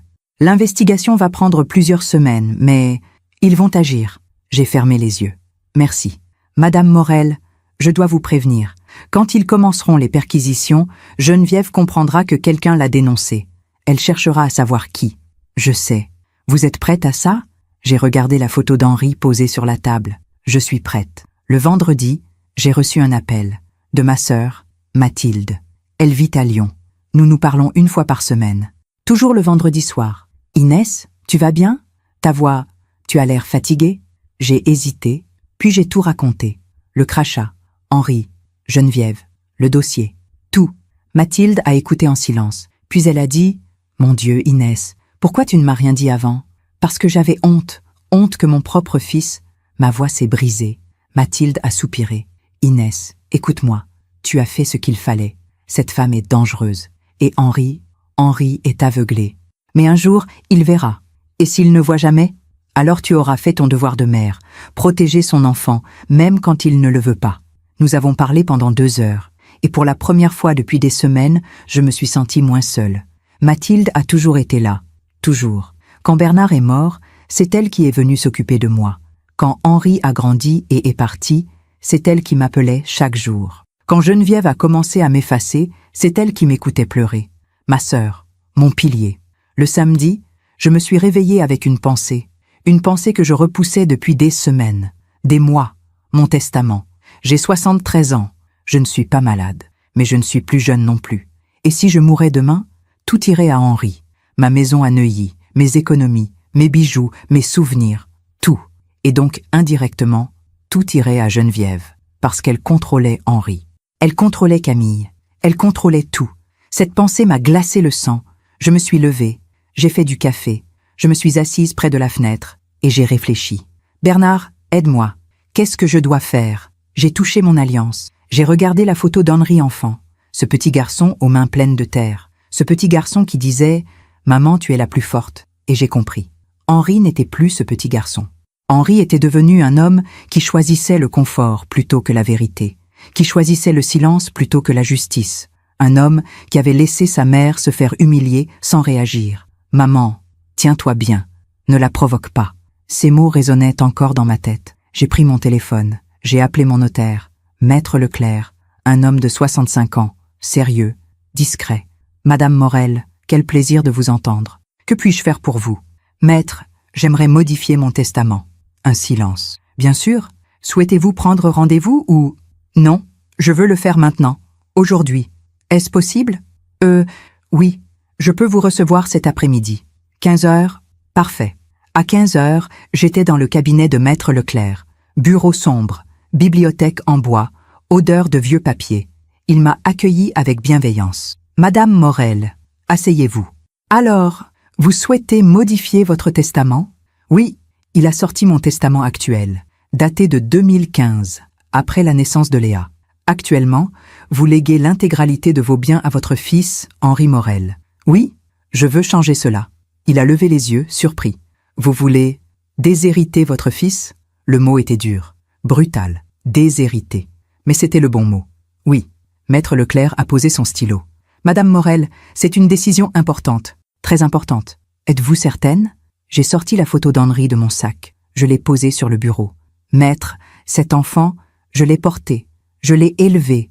Je l'ai aimé de tout mon cœur. Ma voix tremblait. Mais l'homme qu'il est devenu, je ne le reconnais plus. Il a choisi de me laisser humilier. Il a choisi de protéger une femme qui me crache dessus. Il a choisi de m'oublier. Maître Leclerc a hoché la tête lentement. Je comprends. Et surtout, j'ai respiré profondément. Si je meurs demain et que tout va à Henri, cet argent servira à financer la vie d'une criminelle. Le notaire a froncé les sourcils. Une criminelle? Oui, sa belle-mère. Fraude fiscale, contrefaçon, blanchiment d'argent. Elle sera bientôt arrêtée. Maître Leclerc a ouvert grand les yeux. Mon Dieu. Alors non, maître. Je ne peux pas laisser mon héritage tomber entre ses mains. Même indirectement. Il a repris son stylo. Très bien. À qui souhaitez-vous léguer vos biens? J'ai souri. Pour la première fois depuis des jours. À ma sœur, Mathilde Fontaine. Elle habite à Lyon. Elle a toujours été là pour moi. Toujours. Très bien. Et pour vos petits-enfants? Souhaitez-vous prévoir quelque chose pour eux? J'ai réfléchi. Oui, je veux créer 2 comptes bloqués. Un pour Léa, un pour Antoine. 50 000 € chacun. Ils pourront y accéder à leurs 25 ans. Pas avant. Et Henri? Rien? J'ai regardé la photo. Henri recevra une lettre que vous lui remettrez après ma mort. D'accord. Pendant 1 heure, nous avons rédigé le Nouveau Testament. Légataire universel, Mathilde Fontaine. Legs particulier, 50 000 € pour Léa Morel. 50 000 € pour Antoine Morel. Compte bloqué jusqu'à 25 ans. Exhérédation. Henri Morel. Maître Leclerc a relu le document 3 fois. C'est un testament solide, Madame Morel, inattaquable juridiquement. Mais, je dois vous demander une dernière fois. Êtes-vous absolument certaine? J'ai pris le stylo. Oui, et j'ai signé. En sortant du cabinet, j'ai ressenti quelque chose d'étrange. Pas de la tristesse, pas du soulagement, de la paix. Oui, de la paix. J'ai appelé Mathilde. Inès, ça va? Oui, je voulais te dire, je viens de modifier mon testament. Tout te revient. Un silence. Inès, tu es sûre? Et Henri? Henri a fait son choix. Mais, Mathilde, s'il te plaît, ne discute pas. Tu es ma sœur. Tu es celle qui m'a toujours aimée, toujours soutenue, toujours comprise. Si quelqu'un mérite de recevoir ce que Bernard et moi avons construit, c'est toi. J'ai entendu Mathilde pleurer au téléphone. Inès, je ne sais pas quoi dire. Ne dis rien. Vis, profite. Et si un jour Henri revient, si un jour il comprend, tu pourras l'aider, mais à ta manière, pas à celle de Geneviève. Je te le promets. Ce soir-là, je me suis assise à mon bureau. J'ai pris une feuille de papier, mon plus beau stylo, et j'ai écrit une lettre pour Henri, celle qu'il lirait après ma mort. Mon Henri, si tu lis cette lettre, c'est que je ne suis plus là. Je veux que tu saches que je t'ai aimé chaque jour de ma vie, du premier instant où je t'ai porté jusqu'à mon dernier souffle. Mais je veux aussi que tu saches pourquoi tu ne trouveras rien dans mon héritage. Ce dimanche d'avril, Geneviève m'a craché dessus, et tu m'as demandé de me tenir bien. Tu as choisi de protéger celle qui m'humiliait. Tu as choisi le silence plutôt que la vérité. Je ne te juge pas, mon fils. Je comprends. L'amour rend aveugle. La peur rend muet. Mais je ne pouvais pas laisser le fruit du travail de ton père et de ta mère servir à enrichir une femme malhonnête. Car oui, Henri, Geneviève Dufresne est une criminelle. Elle vit de la contrefaçon, de la fraude fiscale, du blanchiment d'argent. Quand tu liras cette lettre, elle sera peut-être déjà en prison. Ou peut-être pas, mais un jour, la vérité éclatera. Et ce jour-là, j'espère que tu comprendras. J'ai légué mes biens à ta tante Mathilde. Elle saura quoi en faire. Elle t'aidera si tu en as besoin. Mais à une condition, que tu aies retrouvé ton intégrité. Pour Léa et Antoine, j'ai prévu quelque chose. Ils comprendront un jour. Je t'aime, Henri. Je t'ai toujours aimé, et je t'aimerai toujours. Mais certaines mères doivent choisir entre l'amour aveugle et la justice. J'ai choisi la justice, parce que c'est ce que ton père aurait voulu, parce que c'est ce que je te devais. Pardon, et merci pour toutes ces années de bonheur. Ta maman qui t'aime, Inès. J'ai plié la lettre, je l'ai glissée dans une enveloppe cachetée. J'ai écrit dessus, pour Henri Morel, à ouvrir après mon décès. Et je l'ai confiée à Maître Leclerc le lendemain. Les semaines suivantes ont été calmes, presque trop calmes. Henri n'appelait pas, je n'appelais pas. Nous vivions dans 2 mondes séparés, 2 univers qui ne se touchaient plus. Mais je n'étais pas seule. Mathilde m'appelait chaque jour. Mes voisines passaient prendre le thé. Mon ancien collègue du lycée, Monsieur Fournier, m'invitait à des conférences littéraires. Et lentement, très lentement, j'ai recommencé à vivre. Pas comme avant. Différemment. Je me suis inscrite à un cours de peinture. J'ai repris la lecture. Proust, Duras, Modiano. J'ai jardiné. Planté des roses dans mon petit jardin. J'ai même voyagé, 3 jours à Bordeaux avec Mathilde. Et chaque soir, avant de dormir, je regardais la photo d'Henri, ce petit garçon aux mains pleines de terre. Et je me disais, un jour peut-être, tu reviendras. Et ce jour-là, je serai là. Mais je ne vivais plus dans l'attente. Je vivais dans l'acceptation. L'acceptation que certains chemins se séparent. L'acceptation que l'amour maternel ne suffit pas toujours. L'acceptation que la justice prend du temps. Mais qu'elle arrive toujours. Un soir de juin, Monsieur Durand m'a appelé. Madame Morel, les autorités ont commencé les perquisitions. Chez Geneviève Dufresne, dans sa boutique, dans son entrepôt au Havre. Mon cœur s'est arrêté. Quand? Ce matin. Ils ont saisi des documents, des ordinateurs, des caisses entières de marchandises. J'ai fermé les yeux. Et elle n'a pas été placée en garde à vue. Pour 48 heures, j'ai raccroché. Je me suis assise près de la fenêtre. Et j'ai pleuré. Pas de joie, pas de vengeance, de soulagement. Parce que la vérité éclatait enfin. Je ne savais pas ce que Henri allait penser, ce qu'il allait ressentir. Je ne savais pas si Camille comprendrait, si les enfants sauraient un jour. Mais je savais une chose, j'avais fait ce qu'il fallait. J'avais protégé mon fils, même de loin, même dans le silence. Parce que c'est ça, être mère. Ce n'est pas toujours être aimé, c'est toujours aimer. Juin s'est écoulé dans un étrange silence, pas le silence d'avant, celui de l'ignorance et de la soumission. Non, le silence de l'attente, le silence de la justice qui avance, lentement, mais sûrement. Je savais que quelque part, dans les bureaux froids de l'administration fiscale, dans les salles d'interrogatoire, dans les tribunaux, la vérité se déployait. Mais je ne cherchais pas à savoir plus. J'attendais. Simplement, M. Durand m'appelait de temps en temps pour me tenir informé. « Madame Morel, les perquisitions ont été fructueuses. Ils ont trouvé des milliers de pièces contrefaites dans l'entrepôt, des documents compromettants, des relevés bancaires cachés. Et elle nie tout, pour l'instant. Mais son avocat sait qu'elle est dans une situation très difficile. Une semaine après les perquisitions, j'ai reçu un appel de Camille. Ma main a tremblé en voyant son nom s'afficher. J'ai décroché. « Allô ? Inès ?» Sa voix était brisée, à peine audible. « Inès, je ne sais pas par où commencer. Camille, qu'est-ce qui se passe ?» Un sanglot. « Ma mère, elle a été arrêtée. » J'ai fermé les yeux. Mon cœur battait fort. « Je sais. » Un silence. « Vous saviez ? » « Oui. » « Depuis quand ? » ?»« Depuis longtemps. » Camille a éclaté en sanglots. Des sanglots profonds, déchirants. « Inès, ils disent qu'elle vendait de la contrefaçon, qu'elle fraudait le fisc, qu'elle blanchissait de l'argent. Ils disent, elle ne pouvait plus parler. J'ai attendu, silencieuse. Enfin, elle a repris. « Inès, est-ce que c'est vrai ? Est-ce que ma mère est vraiment ?» Elle ne finissait pas ses phrases, comme si les mots étaient trop lourds à porter. « Camille, je ne peux pas répondre à ta place. Les autorités enquêtent, la vérité sortira. Mais vous le saviez ? Pourquoi vous n'avez rien dit ? » J'ai respiré profondément. Parce que ce n'était pas à moi de le dire, parce que personne ne m'aurait cru, et parce que, parfois, la vie doit révéler elle-même les mensonges. Un autre silence, long, pesant.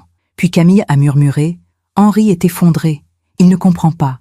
Il refuse d'y croire. » Mon cœur s'est serré. « Et toi, Camille ?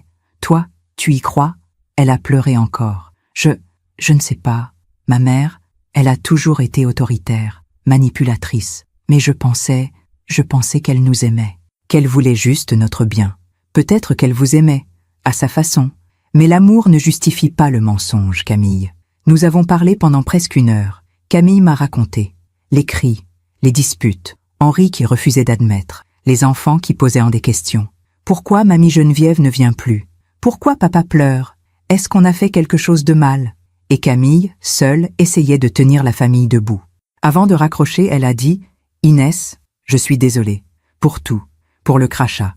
Pour ce dimanche. Pour tout. » J'ai senti les larmes monter. « Merci Camille. Est-ce qu'on peut se voir ? » J'ai hésité. « Pas maintenant.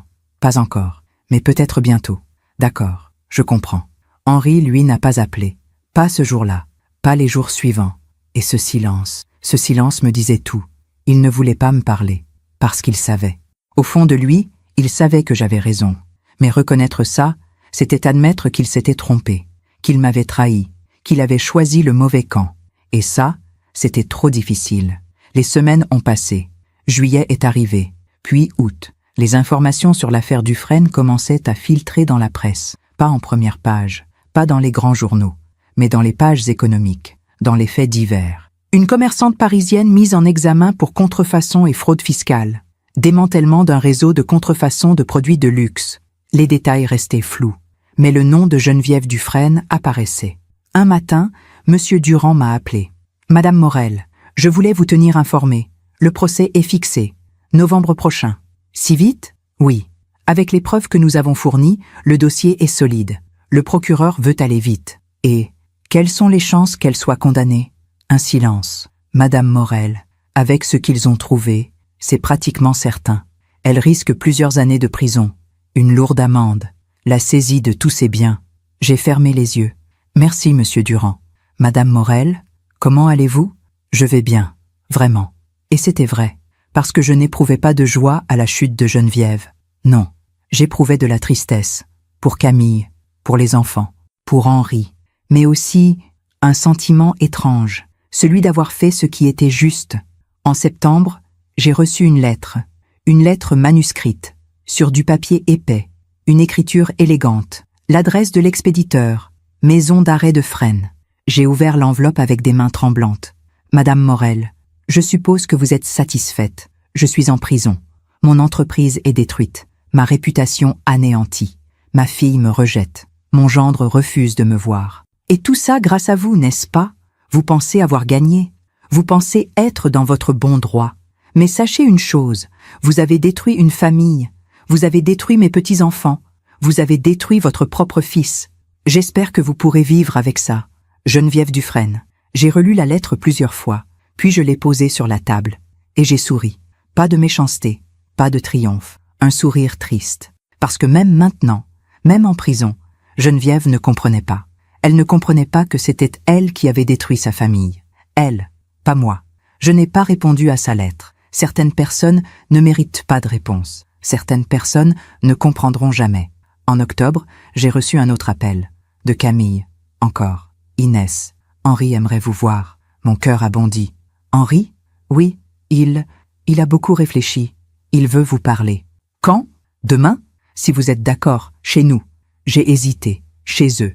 Cet appartement que Geneviève avait trouvé. Payé avec quel argent? Mais Henri était mon fils. D'accord. Demain, 15 heures. Ce soir-là, je n'ai pas dormi. J'ai regardé la photo d'Henri enfant. Longtemps. Demain, mon chéri. Demain, je te reverrai. J'ai touché mon alliance. Bernard, aide-moi à trouver les bons mots. Le lendemain, j'ai mis ma plus belle robe. Pas la bleu marine. Jamais plus. Une robe grise, sobre, élégante. J'ai pris mon sac, la photo d'Henri, mon alliance, et je suis parti. En arrivant devant leur immeuble, j'ai hésité. Combien de fois étais-je venu ici?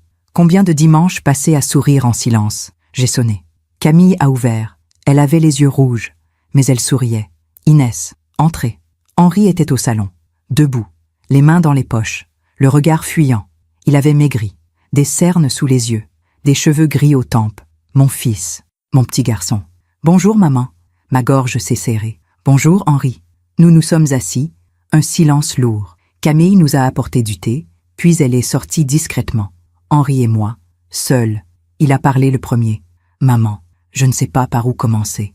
Commence par le commencement. Il a regardé par la fenêtre. Geneviève, elle est en prison, mise en examen. Tout ce qu'elle possédait a été saisi. La boutique, l'appartement, le château, tout. Il s'est tu. Puis il a repris. J'ai parlé avec les enquêteurs, avec l'avocat. J'ai vu les preuves. Sa voix tremblait. Maman, c'était vrai. Tout était vrai. J'ai posé ma tasse. Je sais. Il a levé les yeux vers moi. Tu savais? Depuis quand? Depuis des mois. Pourquoi tu n'as rien dit? Parce que tu ne m'aurais pas écouté. Le silence est retombé. Henri a passé sa main sur son visage. Tu as raison. Je ne t'aurais pas écouté. J'étais aveuglé.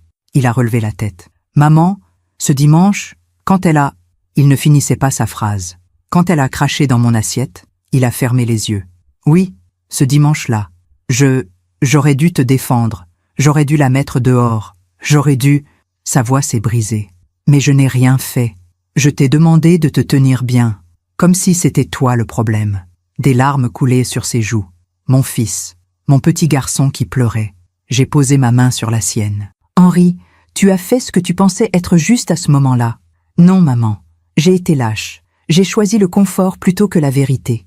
Il a pleuré longtemps. Et moi, je l'ai laissé pleurer. Parce que certaines douleurs ont besoin de sortir. Enfin, il a relevé la tête. Maman, je sais que je ne mérite pas ton pardon. Mais, Henri, je l'ai coupé doucement. Tu es mon fils. Je t'ai aimé du premier jour. Et je t'aimerai jusqu'au dernier. Même après tout ça, surtout après tout ça. Nous sommes restés longtemps sans parler. Puis Henri a dit, « Maman, je veux que tu saches quelque chose. Camille et moi, on a décidé de couper les ponts avec Geneviève. Complètement. On ne veut plus rien d'elle. On ne veut plus de son argent. On ne veut plus de ses mensonges. Et elle accepte. » Il a secoué la tête. Elle m'a écrit. De la prison. Elle me supplie de l'aider, de payer ses avocats, de témoigner en sa faveur. Et j'ai refusé. J'ai senti mon cœur se gonfler. Pas de joie, de fierté. Mon fils retrouvait son intégrité. Henri, est-ce que tu regrettes? Il m'a regardé droit dans les yeux. Oui, je regrette tout. De ne pas t'avoir écouté, de ne pas t'avoir défendu, de ne pas t'avoir aimé comme tu le méritais. Il a pris ma main. Mais maman, je veux réparer. Si tu me laisses une chance. J'ai serré sa main. Henri, il n'y a rien à réparer entre nous. Il y a juste à reconstruire. Nous avons parlé pendant des heures. De Geneviève, de Camille, des enfants. Henri m'a raconté comment tout s'était effondré. Les jours après les perquisitions, c'était l'enfer. Camille pleurait sans arrêt. Les enfants ne comprenaient rien. Geneviève nous appelait 100 fois par jour pour nous supplier de l'aider. Et toi? Moi, j'étais en colère. Contre elle, contre moi, contre tout le monde. Contre moi aussi? Il a baissé les yeux. Au début, oui, je pensais que tu avais quelque chose à voir avec tout ça. Tu avais raison. Henri a relevé la tête, surpris. Quoi? C'est moi qui ai déclenché l'enquête, Henri. J'ai engagé un détective privé, j'ai rassemblé des preuves, et j'ai tout transmis aux autorités. Le silence. Pourquoi? Parce que je devais te protéger, même si tu ne le voyais pas. Henri a fermé les yeux. Mon Dieu, maman. Tu as fait ça pour moi? Oui, mais tu savais que je te détesterais. Je savais que tu ne comprendrais peut-être pas, mais je savais aussi que c'était la bonne chose à faire. Il a pleuré encore. Maman, je suis désolé, tellement désolé. Je l'ai pris dans mes bras, comme quand il était petit, comme quand il avait peur, comme quand il avait mal. Chut, c'est fini. Camille est revenue, les enfants aussi. Léa et Antoine se sont jetés dans mes bras. Mémé, Inès, j'ai embrassé leurs petits visages. Mes anges, vous m'avez tellement manqué. Nous avons pris le thé ensemble, tous les 5. Pas dans un grand appartement haussmannien, pas avec de la porcelaine de Limoges. Juste nous, simple, vrai. En partant, Henri m'a raccompagné à la porte. « Maman, est-ce que tu peux revenir? Dimanche prochain ?» J'ai souri. « Oui, bien sûr. On fera ton poulet rôti, comme avant. » Les larmes me sont montées aux yeux, comme avant. En rentrant chez moi, j'ai sorti la photo d'Henri, ce petit garçon aux mains pleines de terre, et j'ai murmuré « On a gagné, Bernard. Notre fils est revenu. » Novembre est arrivé. Le procès de Geneviève Dufresne a eu lieu. Je n'y suis pas allée. Je n'avais pas besoin d'y aller. Monsieur Durand m'a appelé le soir du verdict. Madame Morel, elle a été condamnée. 5 ans de prison ferme, 300 000 € d'amende, saisie totale de ses biens, interdiction définitive d'exercer toute activité commerciale. J'ai fermé les yeux. Merci, monsieur Durand, pour tout. C'est moi qui vous remercie, Madame Morel. Vous avez eu un courage extraordinaire. Ce soir-là, j'ai pensé à Geneviève, dans sa cellule, seule, sans son appartement, sans sa boutique, sans son argent, sans sa fille, sans ses petits-enfants, sans personne.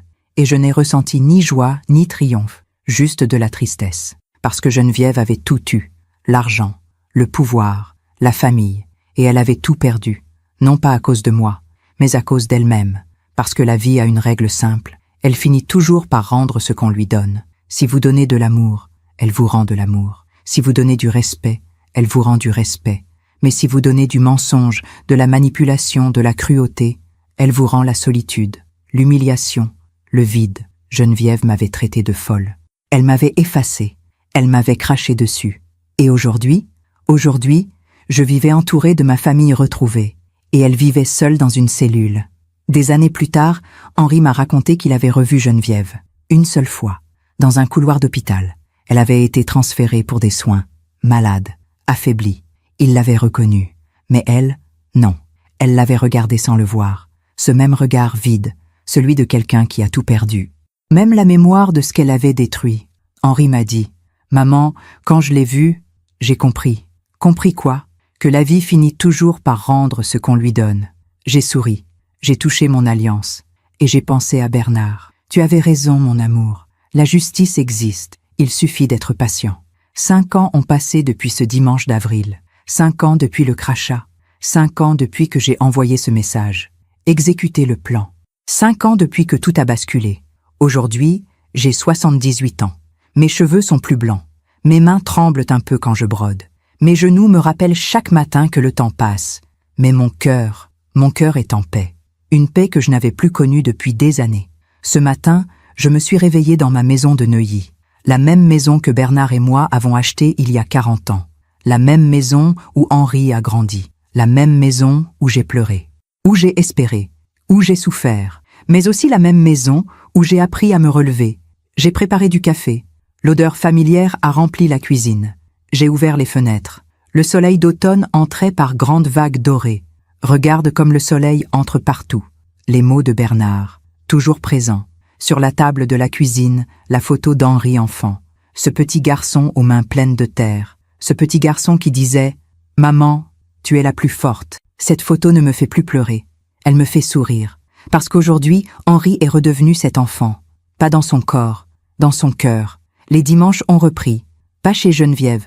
Jamais plus. Chez moi, chez nous. Henri, Camille, Léa et Antoine viennent chaque dimanche. Parfois, Mathilde fait le trajet depuis Lyon. Elle arrive le samedi soir, on parle jusqu'à minuit, on rit comme deux gamines. Et le dimanche, on cuisine ensemble. Mon poulet rôti, sa tarte aux pommes. Les recettes de notre enfance. Léa a 16 ans maintenant. Grande, belle, intelligente. Elle veut devenir avocate, défendre les gens qui n'ont pas de voix. Comme toi, Mémé. Tu as défendu papa, même quand personne ne te croyait. Ces mots m'ont fait pleurer. De joie cette fois. Antoine a 14 ans. Timide, doux, artiste. Il dessine, il peint. Il voit le monde avec des yeux différents. Il m'a offert un tableau l'année dernière, un portrait de moi. Je l'ai accroché dans ma chambre, à côté de la photo de Bernard. Mes deux hommes, Henri et Camille, vont bien. Pas parfaitement, pas sans cicatrices, mais bien. Après la chute de Geneviève, ils ont dû tout reconstruire. Financièrement d'abord. Ils ont vendu l'appartement du 7e, celui que Geneviève avait trouvé. Ils ont déménagé dans un quartier plus modeste, un 3 pièces à Montreuil. Moins grand, moins luxueux, mais à eux, vraiment à eux. Henri travaille toujours, mais il a changé. Il est plus présent, plus attentif, plus humain. Il m'appelle 2 fois par semaine, pas par obligation, par envie. « Maman, comment vas-tu ?»« Bien, mon chéri. Et toi ?»« Bien, grâce à toi. » Ces conversations simples, ces petits moments, ils valent tous les trésors du monde.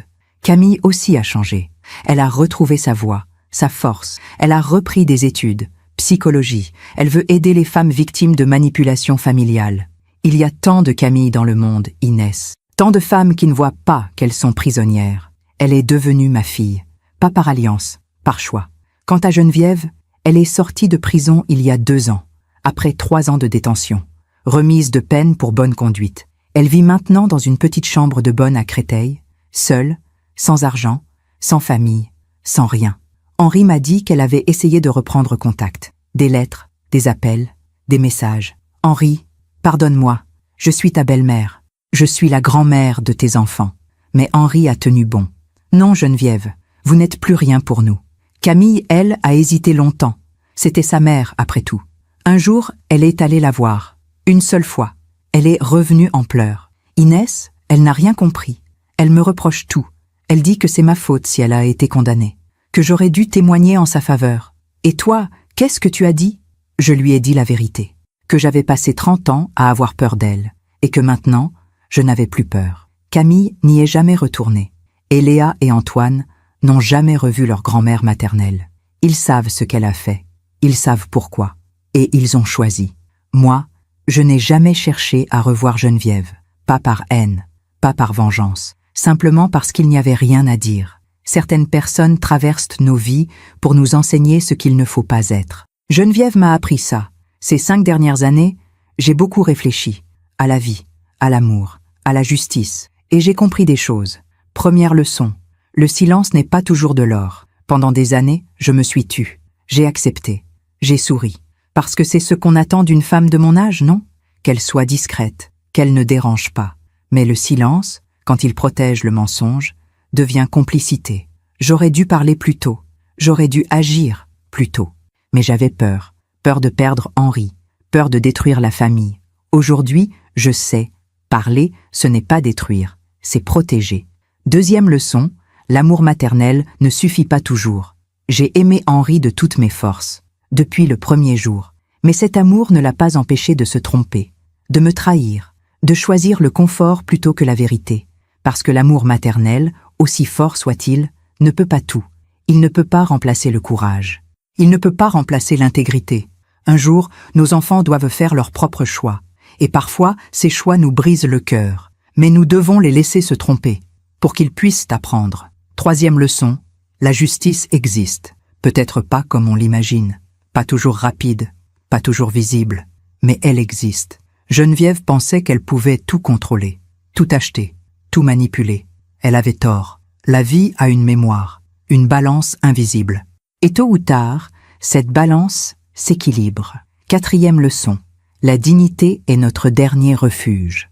Quand tout s'effondre, quand on nous humilie, quand on nous crache dessus, il nous reste la dignité.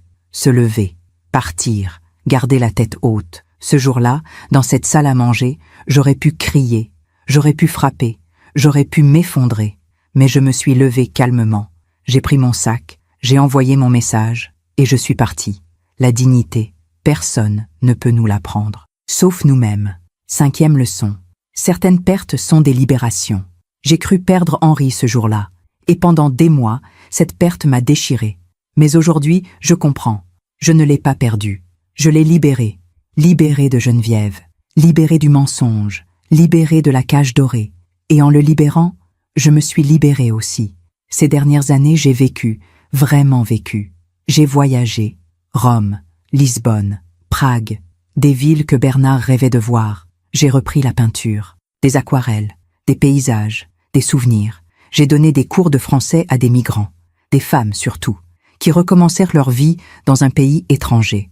Elles me racontaient leurs histoires, leurs douleurs, leurs espoirs. Et moi, je leur racontais la mienne. Vous voyez, mes chéris, on peut toujours recommencer, à tout âge.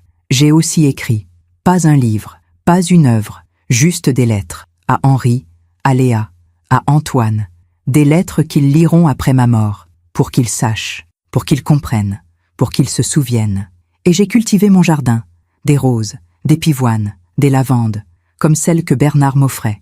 Chaque matin, je sors avec mon café, je regarde les fleurs, je respire leur parfum, et je me dis, tu es toujours là, Bernard, dans chaque pétale, dans chaque souffle de vent. Mon alliance ne quitte jamais mon doigt, même après toutes ces années, même après tout ce qui s'est passé, parce que Bernard n'est pas qu'un souvenir. Il est une présence, une force, une lumière. Et tant que je porte cette alliance, il vit, en moi, avec moi. Hier, dimanche, toute la famille était là. Nous avons mangé mon poulet rôti, ri, parlé. Léa nous a raconté ses projets d'études. Antoine nous a montré ses derniers dessins. Henri et Camille se sont regardés avec tendresse. Et moi, j'ai regardé cette table pleine, cette table heureuse, cette table vraie. À la fin du repas, Léa m'a demandé « Mémé, tu regrettes ce qui s'est passé? Avec mamie Geneviève, tout le monde s'est tu. » J'ai regardé ma petite fille, ses yeux intelligents, son cœur pur. « Non, mon ange, je ne regrette rien. Même la douleur, parce que c'est cette douleur qui m'a appris qui j'étais vraiment. » Léa a hoché la tête. « Mémé, tu es la femme la plus forte que je connaisse. » Henri a souri, les yeux brillants. C'est exactement ce que je disais quand j'étais petit. Ce soir, seul dans ma maison, je repense à tout. À ce dimanche d'avril où tout a basculé. Au crachat, aux larmes, à la décision. Si c'était à refaire, est-ce que je referais la même chose? Oui, sans hésiter. Parce que j'ai appris que l'amour maternel, le vrai, ce n'est pas protéger son enfant de la vérité. C'est le protéger par la vérité. Aujourd'hui, je sais que je vieillis. Mes forces diminuent. Mes cheveux blanchissent. Mon corps fatigue. Mais mon esprit est clair. Mon cœur est léger. Et quand mon heure viendra, dans 1 an, dans 10 ans, dans 20 ans, je partirai en paix. Parce que j'aurai fait ce qui était juste. J'aurai protégé mon fils. J'aurai défendu la vérité. J'aurai gardé ma dignité. Et j'aurai aimé jusqu'au bout. À toutes les femmes qui me lisent, qui m'écoutent, qui se reconnaissent dans cette histoire, je veux dire ceci. Ne vous taisez pas. Si quelqu'un vous efface, vous humilie, vous crache dessus, que ce soit un membre de la famille, un conjoint, un ami, ne vous taisez pas. Votre silence ne protège personne. Il nourrit le mensonge. Parlez, agissez, partez s'il le faut. Oui, vous aurez peur. Oui, vous perdrez peut-être des gens. Mais vous gagnerez quelque chose de plus précieux, votre dignité, votre intégrité, votre paix. Et si vos enfants ne comprennent pas tout de suite, soyez patiente. La vérité finit toujours par éclater. Le mensonge a des jambes courtes. Et l'amour vrai, celui qui se bat pour le bien de l'autre, finit toujours par triompher. Parfois, je pense à Geneviève, dans sa petite chambre à Créteil, seule, vieillie, oubliée. Et je ne ressens ni joie, ni tristesse, juste de la pitié. Parce qu'elle a vécu toute sa vie en accumulant de l'argent, du pouvoir, du contrôle. Et elle est morte, symboliquement, sans rien. Sans amour, sans famille, sans paix. Moi, je n'ai pas grand-chose. Une maison modeste, des économies raisonnables, des objets simples, mais j'ai ma famille, j'ai mes souvenirs, j'ai ma dignité. Et ça vaut plus que tous les trésors du monde. Ce soir, avant de dormir, j'ai regardé la photo d'Henri enfant une dernière fois. Je l'ai embrassé. Bonne nuit, mon chéri. Puis j'ai touché mon alliance. Bonne nuit, Bernard. Merci pour tout. Et je me suis endormi. Pas avec des regrets, pas avec de la colère, avec de la gratitude.